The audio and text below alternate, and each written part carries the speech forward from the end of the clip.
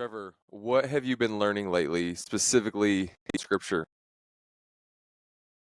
Mm, so many ways to go, but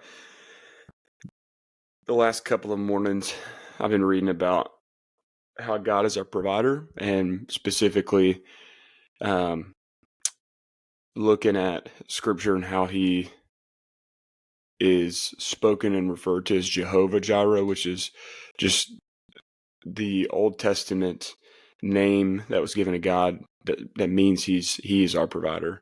And I always think about that in terms of physical needs, and I know it's more than just physical needs, but the study that I'm in is really unpacking the emotional and relational needs that God provides through people, through his church, but also through himself, his word, and his spirit. So just learning um, more about God and how he's a provider of my relational and emotional needs is really cool.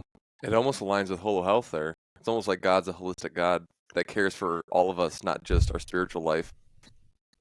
Nope, that's just not it. When I was going through my No, I'm just kidding. I was going through a mentorship a year ago, and the first time I learned that we form our identity by where we meet our needs or where our needs are met. And if our Mm. needs are met in and of ourselves, it's of the flesh. And if our needs are met of the spirit, then it's of God.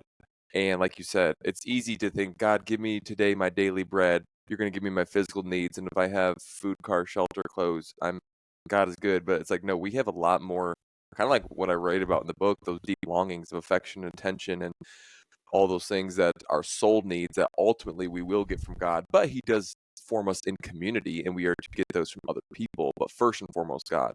But we could Mm. spend an entire episode on that. And maybe someone will ask us a question about it. But why would they ask us a question, Alex? Because they want to know, what do we think about? Listeners, welcome back to the Whole Health Podcast. What a great segue into this week's segment. Trevor, have you ever ridden a Segway? What do you think about What do you a think about Segway? Segways? That's my question. I don't Dude, have any other ones. you know what? Hey, there's a place for it in a truly healthy life, but I'm all about walking. I took a Segway tour in San Diego one time with Hannah and her family. It was amazing. It's the one and only time in my entire life. But that thing had power and juice, and we could rip it. But it's my one and only time I was on Dude, a Segway. Felt like Paul Blart. in the mall cop, baby. Dude, that might have to be one of the titles of this episode. Mall cop, baby. I love You it. look like you could be a mall cop. I don't know how to take that, but that's an honor. We're diving in. Here we go. Oh, first one on the What You Think About segment, Alex. This one was submitted by you, and it just says, what do you think about Nanos and Metcons? This is such a silly question. Context. Yes. What do we think about is a segment that we just open it up to our entire community or our social media following, whatever, and be like, hey, what do you think about anything in context of health? Trevor runs point at it and knows all of them. I only submitted this one and only one just to get the conversation going because Trevor was coming at me because I have worn Reebok Nanos, which is a training type CrossFit shoe that's pretty flat, it's pretty universal training shoe for years. But even before I knew Trevor, I wore Nike Metcons, which is their version of a training shoe. So I went back to I'm wearing them right now. I'm going to take it off and show. I'm wearing the Metcon right now. Shameless plug. We're not sponsored, but this is just my shoe. And first time Trevor saw me with the Metcons on, you about had a heart attack. So I think they're great. I think they have pros and cons, but I just wanted to get the conversation going. Trevor, what do you think about Nikes versus or Reeboks versus Metcons? I'm holding myself back from vomiting after looking at those shoes. Oh my word! Here's the deal: is that you can wear whatever shoe you like. I personally just don't really love Nike. I have actually tried the Metcons. Don't love the stiffness of the shoe for all-purpose training. I would rather have one shoe that I can do it all in. If I'm running, right? If I'm squatting, if I'm jumping over a box, if I'm doing toes to bar, whatever it is, I'd like a shoe that can do it all. Obviously, if I'm going to go run a long distance, I'm not going to run in a Nano because it's not built for that, but it's built for kind of the all-purpose training shoe. And I like two things I really love about them is the sure-footedness. That's not the best way to say it, but the sole, I really like how sure-footed it is, how steady it is Stability and and firm it is to sturdy. the ground. Yeah. And then I love how soft the actual material of the shoe is. So I feel like I can move in a very athletic way, but also like I'm very stable if I'm doing any sort of squatting or pulling from the ground or pressing from the ground. Yeah, that's good. Anyways, that's the first one. Now we got one that's pretty funny. Someone asked us, Alex, how do we traumatize our kids using jalapenos? So for I don't context, know what you're talking listeners, about. we're gonna screen share here, and I'm gonna show you the reel that Alex posted on Halloween. You got to take a look at this. All right, so this is Alex's Instagram page, flexing with this really heavy barbell overhead, but that's okay. We're looking at this reel of Crew. This is his son, Crew. Check this out. Yeah. Ow!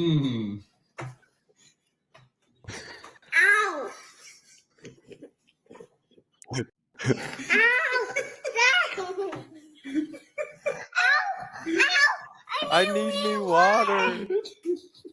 The best is here when he thinks he's done, has to go back for the water. He starts talking. Yes. He can't even finish the sentence. Wait for it. You can hear the laughing in the background. Does it feel better? What happened?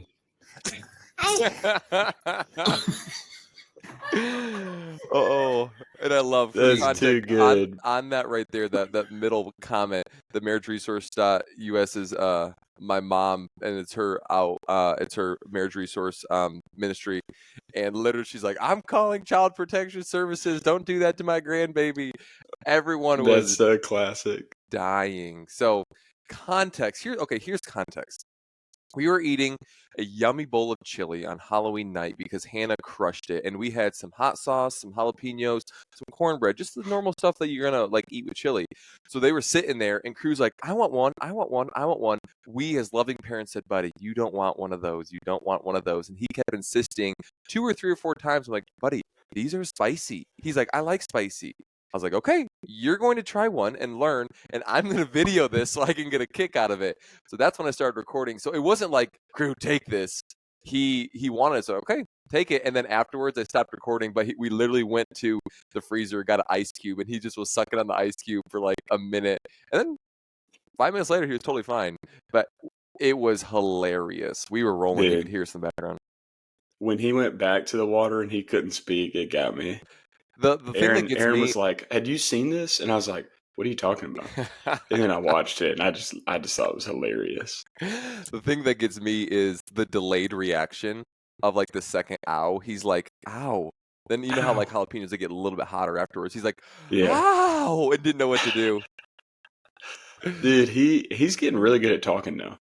You know, you're the second person who said that this week. They're like, he's getting really good with his words. I was like, I mean, I don't recognize it because I'm with him all day, every day, but he is getting a good little vocabulary. Yeah, he is. All right, that was a fun little piece. That was. The next one, Alex, is actually a question to piggyback off of the flexibility mobility conversation from last week. Oh, okay. And we had someone ask us, hey, how do you apply that to different forms of exercise? So mobility, if I'm a runner or if I'm going to strength train, what are the different applications of that look like? And then the second piggyback off of that is, hey, how do you work on both of those things during the day? Which is great, a great question, because that's more move often than exercise often, right? That's why habit number 3 of our 7 habits of health is move often. So we can unpack both of those. But first part of that question is, what does it look like in terms of mobility and flexibility for different types of exercise? So let's go with that one first. Yeah, I'll try to hit that in a very broad stroke because, I mean, every exercise modality is going to have its different demands. And I'll let you, Trevor, kind of piggyback off of like what we can do throughout the day to just maintain mobility just by moving often. the main ones I'm thinking about right now are like long distance running. Then you have more your functional fitness CrossFit type. You have your muscle specific bodybuilding hypertrophy work, and then you honestly have more like I would call it more like body flow, yoga, Pilates type movements. So obviously, like we're not a one size fits all. Everybody should do CrossFit. Everybody should do bodybuilding. Like I'm just happy you are stewarding your health well by moving and exercising. So whatever you Mm-hmm. enjoy is what we talk about. You should do. Um, so when it comes to functional fitness / CrossFit, we're going to focus on mobility at the beginning and flexibility at the end. Honestly, I can't speak too much into because I don't have a lot of experience. I have coached and trained those different modalities, especially like the bodybuilding piece. I would probably say at the beginning, you could, for more of the bodybuilding, like specific, you could incorporate a little bit more flexibility with that, just because the higher demand on focusing on the musculature of your training is a little bit more than like the functional fitness, like compound movements, full body stuff.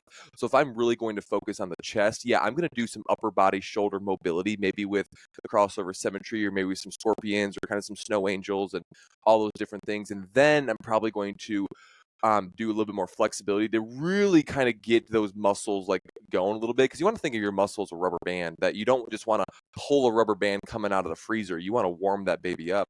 Um, but science does show pre-workout, you do not want to exceed 2 minutes of flexibility training. So basically static stretching, because studies show that your power and your strength decrease slightly in the 2 to 5 minute window of flexibility training. Now, most people are not going to hit that, but you want to do the 2 to 5 minutes of flexibility after your workout, after you've already done the exercise and power output piece. Before that, you really want to stay under that 30 to 60 minute range, or mixed minute, 30 to 60 second range. So I would incorporate a little bit more flexibility on those. I would probably do the same thing with some running. Definitely do some hip and lower body mobility, but then make sure my calves, my feet, and my hammies are really rocking and rolling. So I don't think there's a huge discrepancy between modalities, but I do think you can kind of get a little sport specific, whether it's like 60% mobility, 40% flexibility. I wouldn't really focus on that. It's almost like, hey, am I mobilizing in general? And then am I hitting like sport specific or exercise specific flexibility for 1 to 4 pieces? That's kind of the main takeaway. Yeah, I think the only thing I'd add there, and just to kind of make it like pretty practical, and for someone who's listening who wants to apply it, would be before you start exercise, no matter the form of exercise, the modality, think about really warming up your body. You're not going to really warm up your body sitting in a pigeon pose for 2 minutes on each leg, Yeah.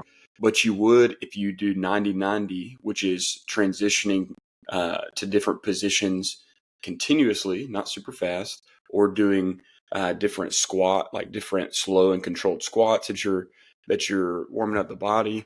So I would encourage you to focus on warming up the body through continual movement. Try not to stay in a movement for, I don't know, more than 30, 45 seconds, transition to the next. But really, if you're running, focus on warming up your lower body. Focus on warming up your core, your calves, just like Alex said. Or if you're training legs, focus on warming up what you're about to train. And then post-workout, just add in your flexibility, your stretching there.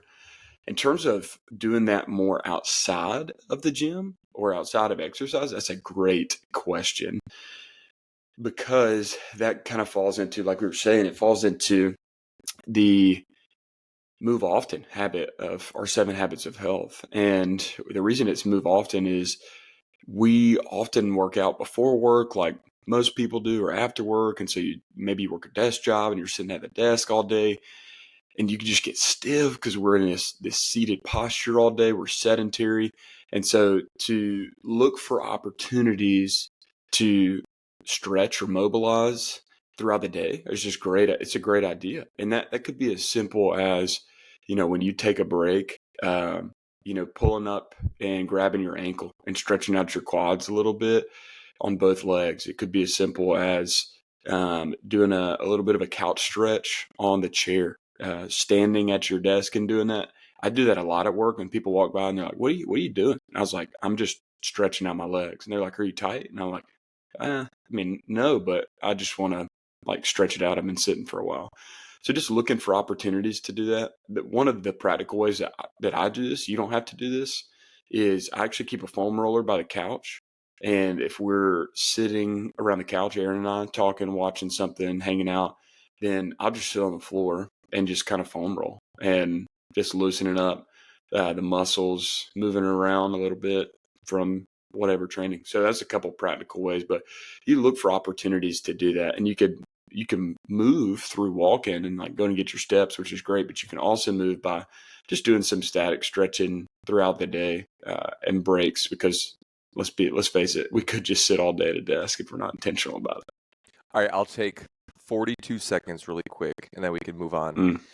Move on. The biggest detriment, the biggest risk towards your flexibility and mobility is sitting in today's culture, because the reason we want to increase mobility and flexibility is because we're so static and stiff, because we can spend 8, 10, 12, sometimes more than 12 hours a day sitting for the common person.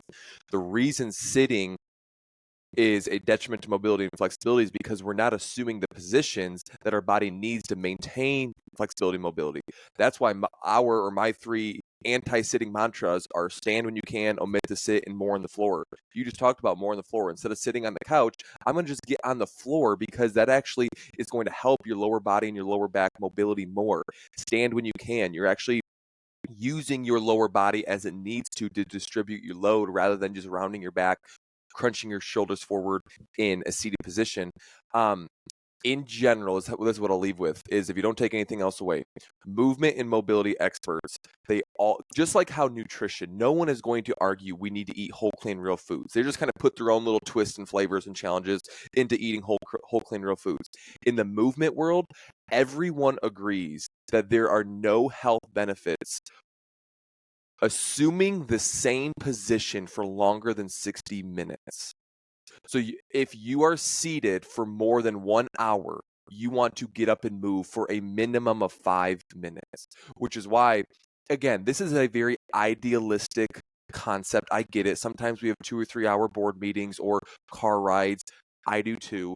But in general, if we are sitting, we want to go for about 50, 55 minutes of seating, 5 to 10 minutes of a walk or stand or just move a little bit, because that's going to help maintain our mobility and flexibility. And to cap off that segment and that question, I'm going to share my screen again. And we're going back to Instagram, because I'm going to show you, listeners, if you're watching this episode, the Ready State account, which is just an incredible account, home of Dr. Kelly Starrett.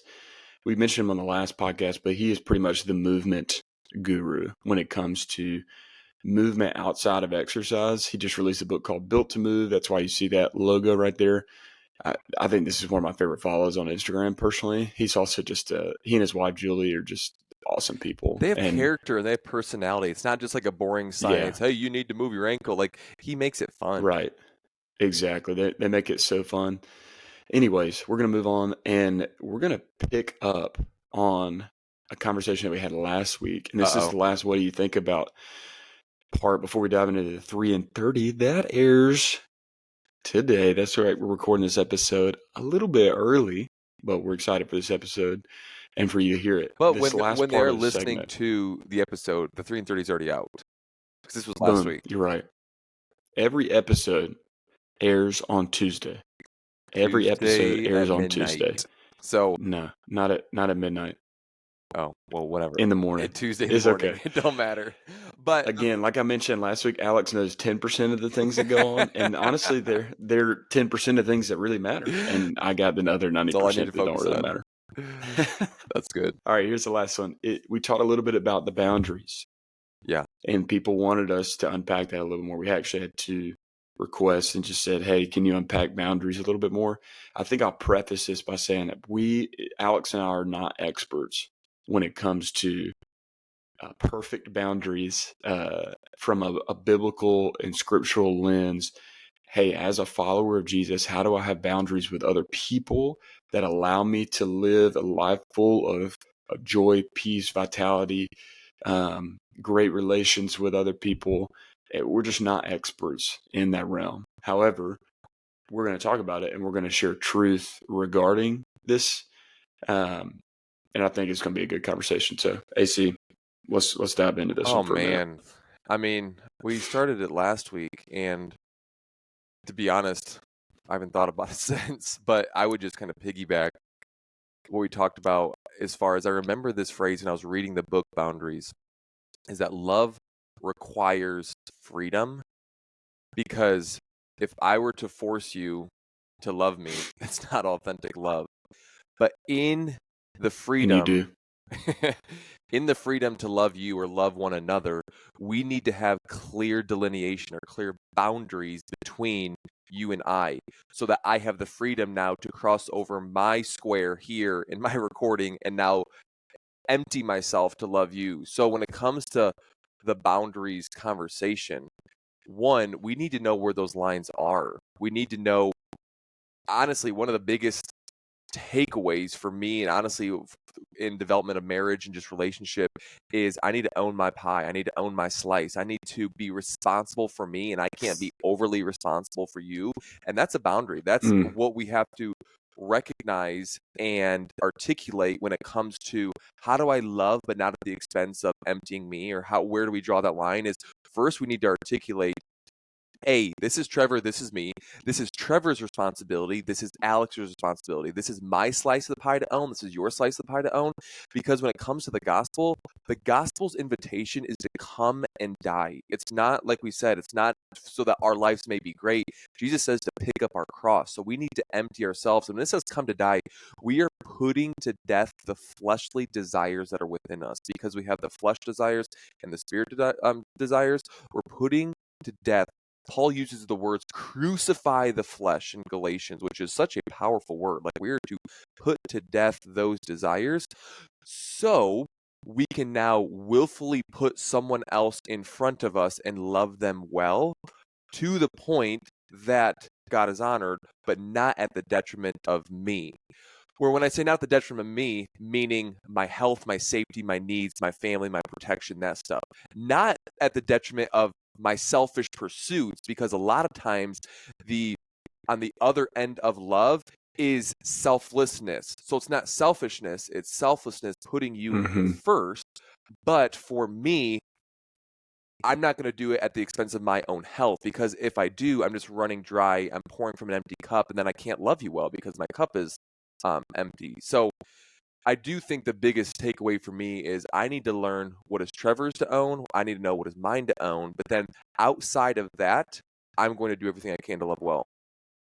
hmm And I think a good way to kind of put those together is there's love and then there's limits. Hmm. And he talks about that in the book, but and we had to, we had to unpack both of those scripturally. The world would say love is honestly, whatever you feel like doing, like whatever emotionally is in your heart, whatever I want to do for that person, Yeah. whatever I have the desire to do. If I don't have the desire to do it, then that's a form of love, because it aligns with my emotions and my own personal feelings.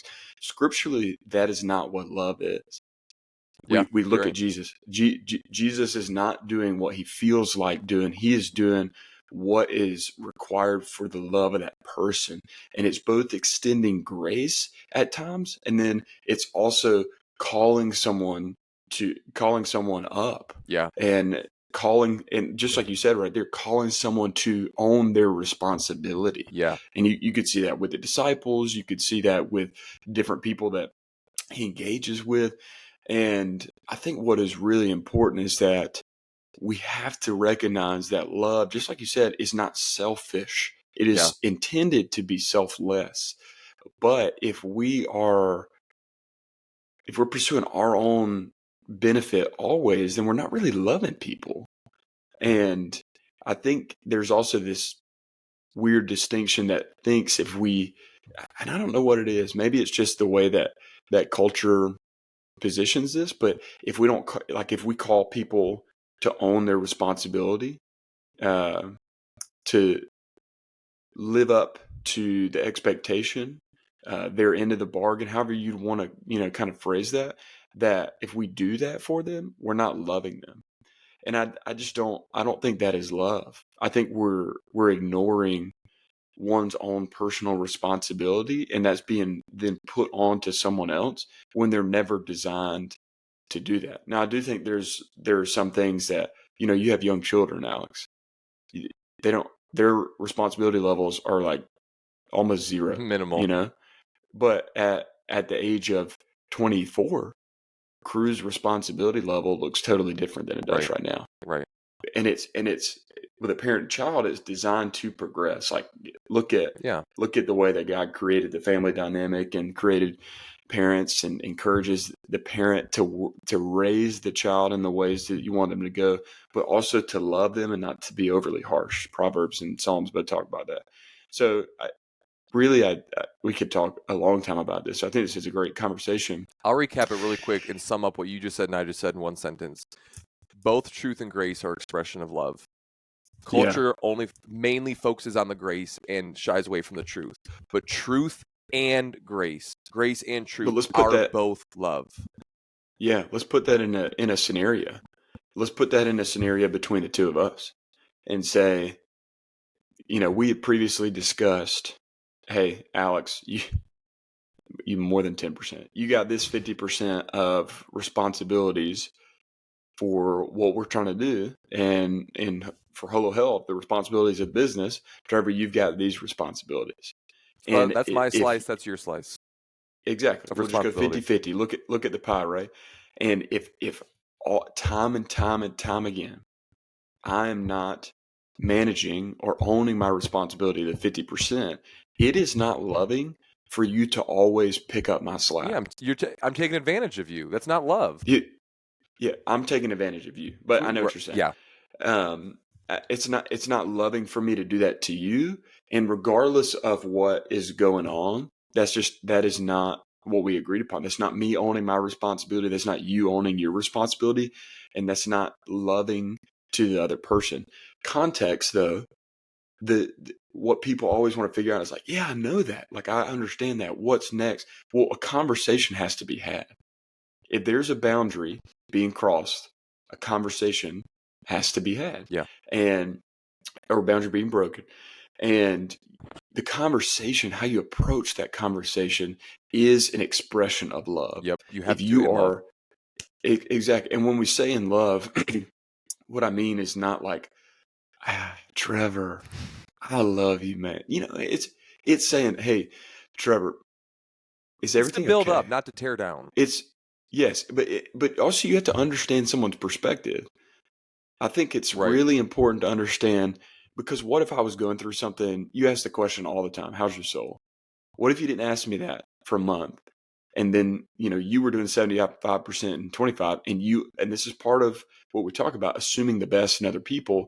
You assumed the worst, and that I'm just neglecting it. And then you start to have this conversation, and I tell you something that is super traumatic that I'm going through right now. Right. Then I'm like, dude, we need to separate for a while. Trevor, and then it becomes going through something traumatic right now? No, I'm not. Thank you for asking that. That's fun. But I think it's really valuable when you go into a conversation like that to seek to understand how the person is doing emotionally, and just choose to love, understand. And that's part of being connected in community too, is you've got a pulse on that.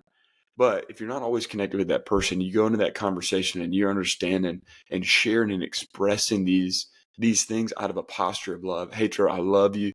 This is something that we talked about, and I just want to know. I want to know what's going on. How can I help?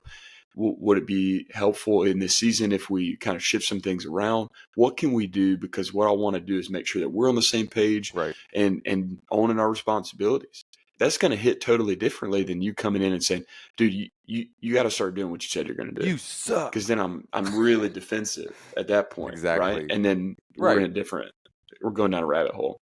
Here's the last thing I'll say, then we need to move on, is the biggest gap in this dynamic that I see is making assumptions rather than communicating.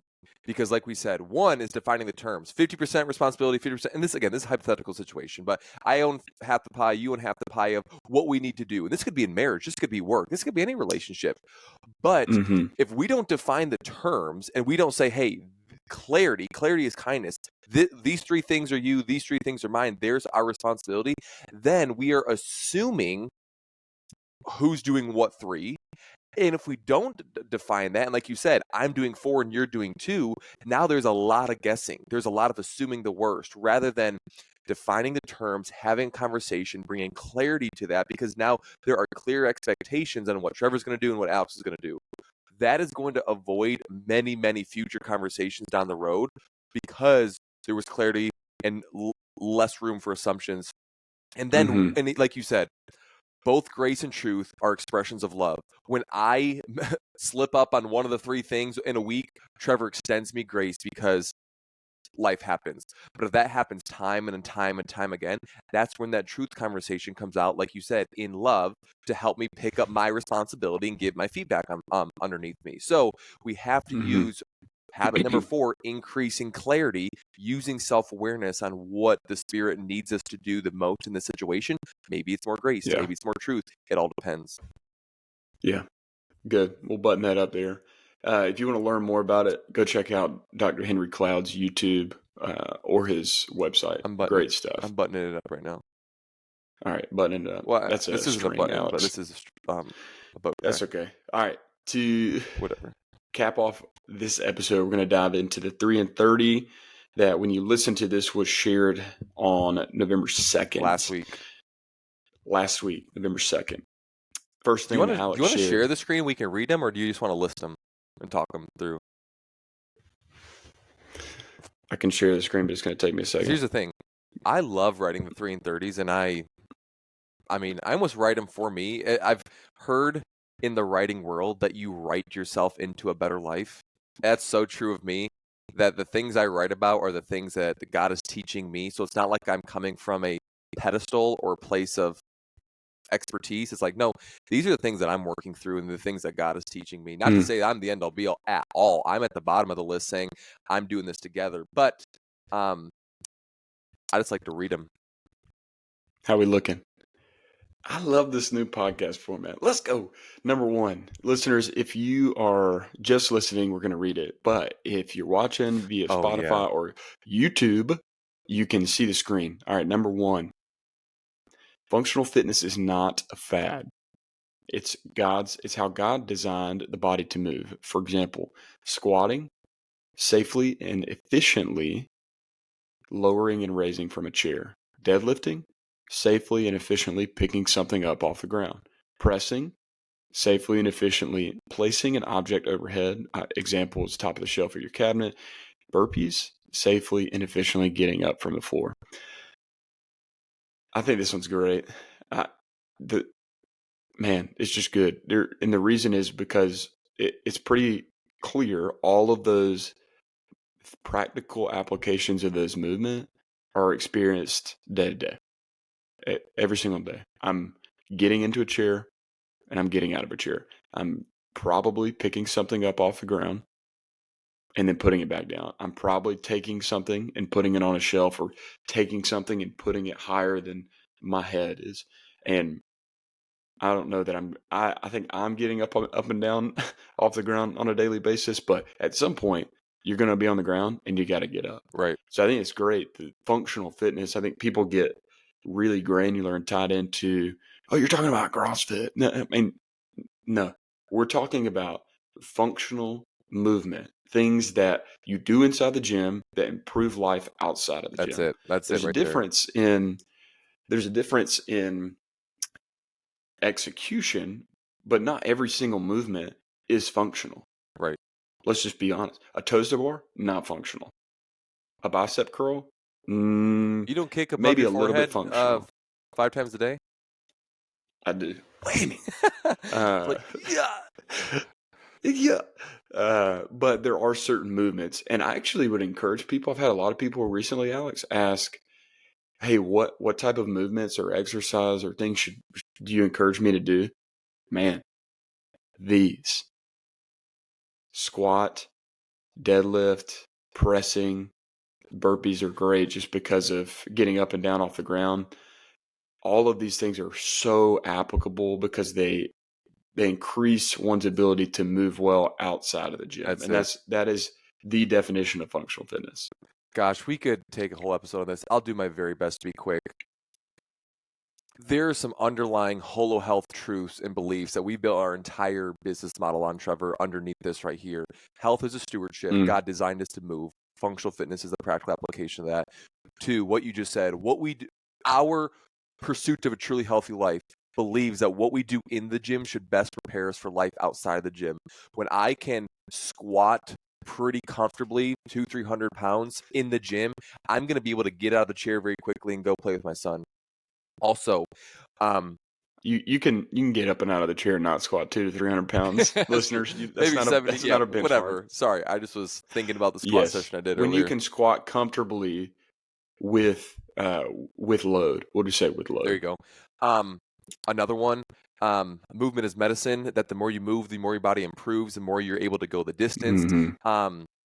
Another one is shoot. I was just about to say it. Most practical application is if you don't know what to do, lift something heavy and get out of breath. I've been doing that for 10 years. It's how do I do? Okay, I'm going to, if I don't follow a program, I'm going to squat something heavy, 5 sets of 5, and I'm going to get out of breath in a 15-minute AMRAP, something like very quick like that. But I just want to be a better steward of my health, and I know in the very simplistic way, I'm going to get the most bang for my buck in the shortest amount of time, properly executing functional movements performed at high intensity in a 40 to 60 minute window every single day. And I've done that for 10 years, and it works for me. I'm not saying that this is the end all be all, but it works for me. Yeah, and then the reason we said it's how God designed us to move is just think about the demands of life. Think about all of the applications in where these type of movement patterns are needed. That's where we go back to, well, how do we improve our ability to move in those patterns or move in those ways? And the science affirms that this is how we're created, because if doing X improves Y, obviously we're meant to be able to do Y well, and instead of seeing a decrease in the ability to do it. Last thing, 20 seconds I'll add, then let's go to number 2. Functional movements are both prescriptive and descriptive, meaning they're descriptive of how the body's designed to move. My shoulder has the most mobility out of any joint, your shoulder and hip. It's a ball and socket joint. It's descriptive of my shoulder, but also prescriptive of how my body is going to go the distance. It's also, in order to maintain shoulder health, I'm going to do functional movements as my prescription to maintain shoulder health, because it's going to allow full range of motion and full use of my joints and muscles every time I use it. So they're both prescriptive and descriptive. They're going to help. Number 2. Read this one for us, Alex. False belief. If I only had more time. Truth. Everyone has the same amount of time. The difference is what we do with the time we've been given. Trevor, we are running short on time. I don't want to rush it. So I want to let you unpack this one, because I'll probably get in. I think we'll both get into number 3. Yeah, no, definitely. I think this is just a reality. That's what truth is. Truth is a reality of what the circumstances are. These statements right here are not expectations, not to bring guilt or to bring shame. There is grace and an abundance of grace in a truly healthy life and a relationship with the Lord. The reality is that everyone has the same amount of time. What's not in here is not everyone's demands of life are the same. Yep. Alex has 3 kids and is married. I am just married and we don't have any children at this time. And because of that, the demands of life on a day-to-day basis with our time look different. But the reality of we both have 24 hours in the day. This is what the distinction here that I want to share is we don't have the same 24 hours. People say that a lot, and I actually don't believe that's true. Alex and I's 24 hours are not the same. Yeah. But we all have we all have a total of 24 hours. The difference in what we do is what we do with the time. And this is a statement really meant to encourage you to look for opportunities to do things that improve your health, not take away from it. If doing something feels like a burden, then we probably need to unpack why that feels like a burden, but it's Right. a truly healthy life. The things that we're doing are not meant to be burdensome. They're actually meant to, like we talked about, fill your cup. It's meant to help encourage you and fill you up so that you can go and love and do throughout the day with the rest of the time that you have in the day. I think that's all I'll say there. You're much nicer than me, Trevor. I'll just say that I wish people would stop saying I don't have time and just say it's not a priority to me. Because that's fine. Your priorities change in different seasons, but time is not an excuse. It's just you fill everyone fills their time up with something. It's just whatever Right. priority in each season. So And I think there's an importance of lining that priority out 100%. have to. All But right. I think there needs to be grace on the the season of life too. Anyways, number 3. This is our last one. We're rounding third. Where there's abundance, there's a lack of stewardship. Where there's scarcity, there is better stewardship. Here's an example. Money. Abundance. If there's an abundance of money, you're spending frivolously without intent, lack of a budget, or not knowing where all your money's going. If there's scarcity of money, then every dollar has a name, following a budget, and every cent is accounted for. The question that Alex proposed is, since health is a stewardship, how does this apply to health? Great question. Do you want me to Alex, take a stab at it? Alex, how would you answer your own question?